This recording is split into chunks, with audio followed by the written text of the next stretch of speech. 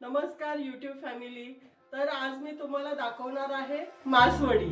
तर त्यासाठी आपल्याला काय काय साहित्य लागणार आहे ते मी तुम्हाला सांगते। मी आज मासवडी आणि रस्सा दोन्ही तुम्हाला दाखवणार आहे। तर मासवडी बनवण्यासाठी आपल्याला बेसन लागणार आहे। मी हा बाउल भरून बेसन घेतलंय। हे सुकं खोबरं किसून घेतलंय मी। हे सफेद तीळ घेतले। हे शेंगदाण्याचं कूट घेतलंय। माझ्याकडे कूट तयार होतं म्हणून हे शेंगदाण्याचं कूट घेतलंय। खसखस घेतलीये आणि आपल्याला द्यायसाठी कांदा लागणार आहे आणि लसूण लागणार आहे। तर हे सामान आपल्याला सारण्यासाठी लागणार आहे। आणि इकडे कोथिंबीर आहे। ही कोथिंबीर स्वच्छ धुवून चिरून घेतली आहे मी। तर ते घेतले आणि आमटीसाठी आपल्याला रश्श्यासाठी लागणार आहे।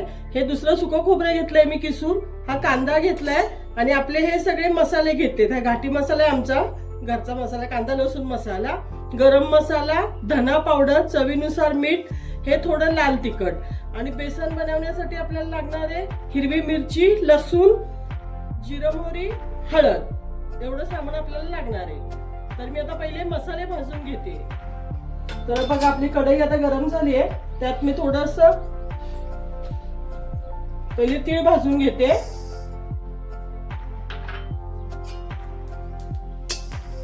तीळ झाले बघा आपले भाजून। आता मी त्यात खसखस टाकून घेते, कारण खसखस भाजायला कसा वेळ नाही लागत ना, त्याच्यामुळे खसखस नंतर टाकली मी।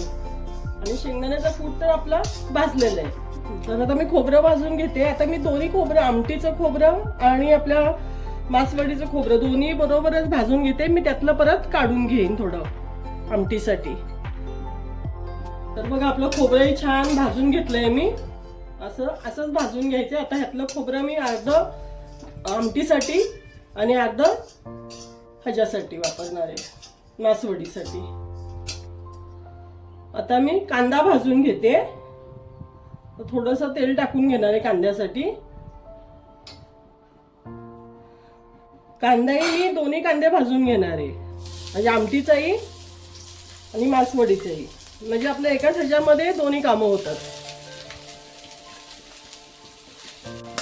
तर बघा आपला कांदा मस्त ब्राऊन कलरवर भाजून घेतलाय मी। आता ह्यातला मी आपल्या मासवडीचा कांदा काढून घेणार आहे प्लेटमध्ये आणि थंड करणार आहे। आता आपण ह्याच्यामध्ये टाकणार आहे आमटीच्या मसाल्याचं साहित्य काय काय लागणार आहे ना, ते टाकून घेते मी। तर टाकते मी लसूण टाकून घेतलाय थोडा। ह्याच्यामध्येच आपल्याला थोडी चण्याची डाळ आहे, ती थोडी चण्याची डाळ टाकून घेणार आहे मी। हे आमटीसाठीचं साहित्य आहे। हे सुकं खोबरं, हे आता सगळं मिक्स भाजून घेते मस्त। थोडीशी कोथिंबीर, हे सगळं आता छान भाजून घेते। तर बघा आपला आता रश्श्याचा मसाला तयार झालाय। आता हा थंड होऊन देते। तोपर्यंत मी मासवडीचा मसाला मिक्सरला वाटून घेते। आता मी मिक्सरचं भांडं घेतलंय, त्यात मी आता टाकते हे सफेद तीळ टाकून घेते। सुकं खोबरं टाकून घेते। पहिले हे आपल्याला सुकं वाटून घ्यायचंय।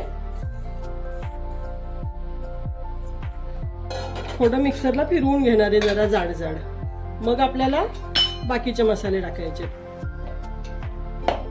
तर बघा आपलं हे वाटून झालं। तीळ, शेंगदाणे हे सगळं वाटून घेतलं मी। आता त्याच्यामध्ये टाकते हा लसूण, हा आपला कांदा भाजून घेतला होता ना, तो टाकून घेते। ह्याच्यात आपल्याला पाणी नाही टाकायचंय, बिना पाण्याचंच हे वाटून घ्यायचंय। त्याच्यावर टाकते थोडी कोथिंबीर, आपला धना पावडर टाकते, 1-2 चमचे टाकते छोटे। हा गरम मसाला, थोडा आपला कांदा लसूण मसाला आहे हा, तोही मी या मसाल्यामध्येच टाकून घेते। म्हणजे आपल्याला सगळं मिक्स करून वेगळं नाही घ्यावं लागणार, एकत्र सगळं मिक्स होऊन जाईल। तर आता हे बिना पाण्याचं फिरवून घेते। त्यात थोडंसं मीठ टाकते, जास्त नाही टाकत आहे, कारण आपल्याला बेसनामध्ये पण मीठ असणार आहे। तर मसाल्यापुरतंच मीठ टाकून घेतलंय त्यात मी। तर आता हे मी परत मिक्सरला फिरवून घेते। तर बघा आपलं असं जाडसर असं वाटण करून घेतलंय, ते आता मी काढून घेते बाउलमध्ये। आपल्याला असंच पाहिजेलंय, एकदम जास्त पावडर पण नाही, हे असंच वाटण आपल्याला पाहिजेलंय। तर आता हे झालंय, मी आता आमटीचंही वाटण करून घेते। आपल्याला रस्सा जो करायचा आहे ना, त्याचंही वाटण मी करून घेते। आता आमटीचंही वाटण करून घेते मी। तर ह्याच्यात आपले खोबरं, कांदा, लसूण, कोथिंबीर आणि चण्याची डाळ हे एवढं आहे त्याच्यामध्ये. तर मी त्याच्यामध्ये अजून थोडी कोथिंबीर टाकून घेते. थोडी आपल्याला नंतर तेलामध्ये टाकायची आहे. धना पावडर टाकते 2 चमचे. गरम मसाला 1 चमचा टाकते. आणि आपला हा घाटी मसाला आहे तो चवीनुसार. थोडंसं झणझणीत छान लागतं कालवण्याचं, त्याच्यामुळे थोडंसं झणझणीत करणार आहे. 5 चमचे टाकले मी. आणि हे थोडंसं आपलं लाल तिखट आहे, ते लाल तिखट 1 चमचा टाकलंय. आणि चवीनुसार मीठ त्यातही थोडंसं टाकून घेते. लागलं तर आपण परत टाकायचं टेस्ट करून. तर आता हे मिक्सरला फिरवून घेते मी. तर हे मी बेसनासाठी घेतले. बेसनासाठी ह्या मिरच्या घेतल्या आहेत मी. एक 6-7 मिरच्या घेतल्यात.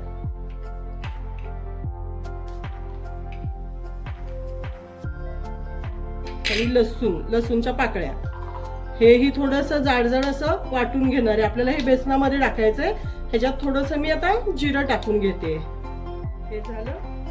थोडंसं आपण जिरं टाकून घेते एवढं. आता हे जाड फिरवून घेणार आहे मिक्सरला. तर बघा आपलं वाटण तयार झालंय. हे बेसनसाठी आहे, पिठलं बनवणार आहे आपण त्यासाठी. हिरव्या मिरचीचं वाटण, हिरव्या मिरची, लसूण आणि जिरं. आणि हे आपलं रश्श्यासाठी वाटण. तर हे आता मी बेसन बनवून घेणार आहे. तर आता रस्सा आपण नंतर करून घेणार आहे. मासवड्या आपल्या करून घेतल्यानंतर आपण रस्सा बनवायचा आहे. आता मी बेसन करून घेणार आहे. तर आता कढई तापायला ठेवली आहे परत मी. तर आता मी तेल टाकून घेते. कढई आपली गरम झाली आहे. तेल टाकून घेतलं. 1 पळी तेल टाकलंय हे. आता ह्याच्यावर आपण टाकूया थोडीशी मोहरी, जिरं, मोहरी आणि हळद. हे बघा, जिरं, मोहरी आणि हळद हे लागणार आहे, ते आपण आधी टाकून घेऊया. तर जिरं मोहरी आपली छान तडतडली. त्यात थोडंसं आता हिंग टाकते, कारण बेसन आहे ना त्याच्यामुळे जरा पोटाला त्रास होऊ शकतो, म्हणून थोडं हिंग टाकलंय. आता ही मिरची टाकून घेते.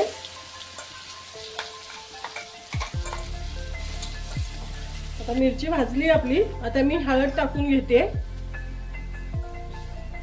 आणि मीठही टाकून घेते चवीनुसार लगेच.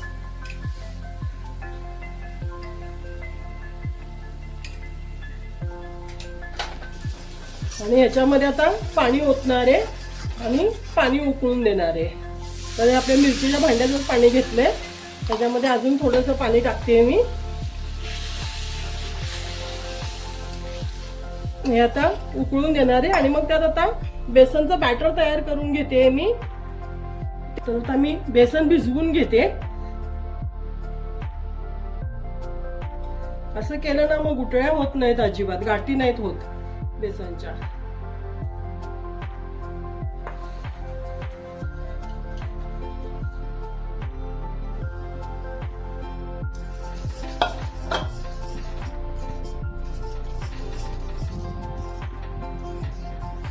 तर बघा आता आपलं पीठ तयार झालंय. मी आता मासवड्या करायला घेते. तर पहिले हे थोडं खोबरं टाकून घेते. मासवडीला छान वाटतं असं खोबरं टाकलं की. आणि थोडीशी कोथिंबीर टाकून घेणार आहे.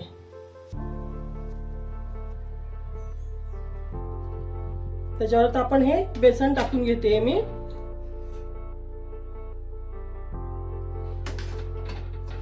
हे बेसन तुम्हाला पातळ वाटत असेल, पण ते थंड झालं ना घट्ट होतं ते.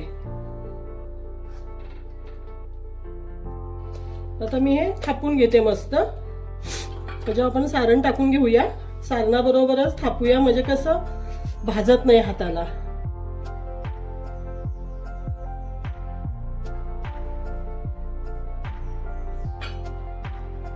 तर आता हे आपलं हे असं करून घ्यायचे, असे पलटी मारत घ्यायचे मस्त. हे फोल्ड करत करत आपल्याला पूर्ण अशी मासवडी बनवून घ्यायची आहे. हे बघा.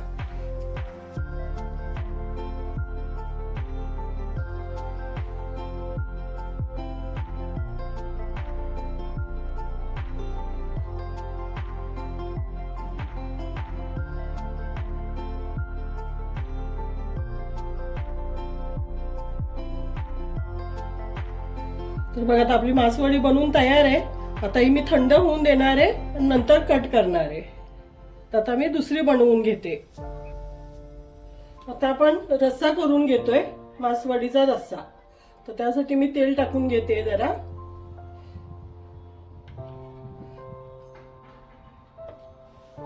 तेल आपलं तापलं की कोथिंबीर टाकून घेणार आहे थोडीशी. आपली कढई तर तापलेलीच आहे, हे बघा. आणि हा मसाला, हा वाटण आपण करून घेतलाय ना तो. आणि थोडासा मी हा मासवडीचा मसाला शिल्लक ठेवलेला, कारण त्याच्यामध्ये पण सगळं असतं ना, आपल्याला तोही टाकायचा आहे थोडा. आता मसाला मस्त भाजून घेते मी. तर बघा मस्त आपला मसाल्याला तेल सुटलंय. मी आता त्यात टाकून घेणार आहे मिक्सरच्या भांड्यामधलं पाणी. हे गरम पाणी घेतलंय मी, कारण गरम पाणी टाकलं ना आपल्या रश्श्याला तवंग खूप छान येतो, म्हणून गरम पाणीच वापरायचं ह्याला. त्याच्यामुळे ना कालवणाला आपला तवंग मस्त येतो, तर्री. तर आपल्याला जेवढा पाहिजे तेवढा आपण बनवून घ्यायचा.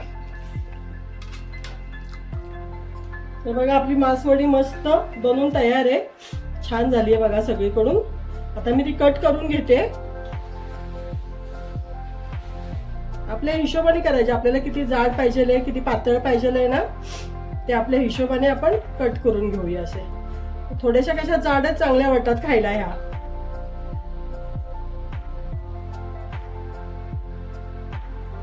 आता आपला रस्साही छान झाला आहे. मी आता कोथिंबीर टाकून गॅस बंद करून घेते. भरपूर सारी कोथिंबीर वापरली आहे मी. तर बघा आपला रस्सा तयार झालाय. मी आता काढून घेते तो, गॅस बंद करते. आणि आता खाण्यासाठी तयार झाले आपलं मासवडी आणि रस्सा. असा मस्त रस्सा घ्यायचा, त्याच्यामध्ये मासवडी टाकून खायची. कोणाला त्याच्यामध्ये आवडते, कोणाला सुकी आवडते. तर तुम्ही असं बनवून बघा मासवडी रस्सा. आवडला तर नक्की लाईक करा, शेअर करा, सबस्क्राईब करा. धन्यवाद. मासवडी मी प्लेटमध्ये ठेवून घेते मस्त.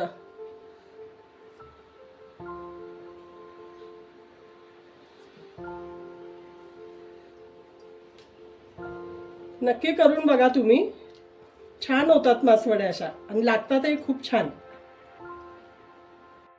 त्याच्यासोबत अशी ज्वारीची किंवा बाजरीची भाकरी तुम्ही खाऊ शकता.